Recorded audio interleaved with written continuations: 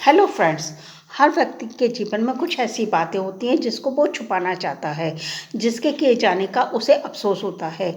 वो चाहता है कि सब कुछ पहले जैसा हो जाए, लेकिन ऐसा होता नहीं है। उसके लिए वो खुद को कोसता रहता है। खुद को ना करने का बोझ हमें शारीरिक और मानसिक बना सकता है।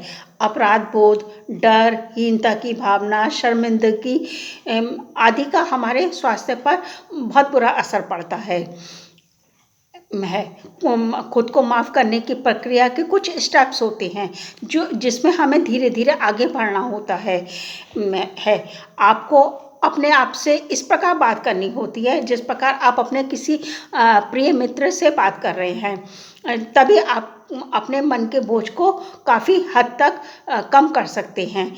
उसके कौन कौन से स्टेप्स होते हैं और किस प्रकार से उसको फॉलो करना चाहिए, ये मैं आज आपको बताती हूँ। सबसे पहले हमें अपनी गलती को पहचानना चाहिए। गलती को पहचानना ही आधी जंग जीतने के बराबर होता है। यदि हम अपनी गलती को पहचान लेते हैं कि मैं बुरा हूँ, अयोग्य हूँ, ये कहने से ही नहीं बल्कि हमें इस चीज़ का एहसास भी होना चाहिए।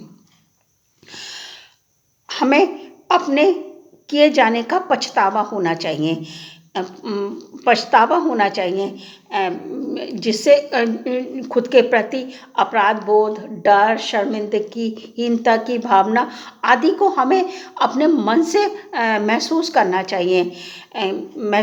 चाहिए और आगे इस प्रकार की गलती ना हो, इसके लिए हमें प्रायश्चित और दृढ़ संकल्प भी करना चाहिए। आगे इस प्रकार की गलती ना हो। अब हमें सुधार की भी बारी होती है। यदि हमारे द्वारा किसी का नुकसान हो गया है तो हमें पूरी ईमानदारी के साथ में उसका भरपाई करनी चाहिए और आगे हम इस प्रकार की गलती ना करें, उसका भी हमें दृढ़ संकल्प लेना चाहिए। फिर भी यदि आपको अपने मन का बोझ, अपनी गलती को माफ़ करने में कठिनाई हो रही है तो आपको किसी थेरेपिस्ट या साइकोलॉजिस्ट से कंसल्ट करना चाहिए। सबसे लास्ट में अपनी गलती को अपनी पहचान ना बनने दें। एक गलत काम करने से या गलती होने से व्यक्ति पूरा गलत नहीं हो जाता है। अपनी गलती को आप जो हैं अपनी खुद को माफ़ करें। आप जो बनना चाहते हैं उसके लिए आपको निरंतर प्रयास करना चाहिए।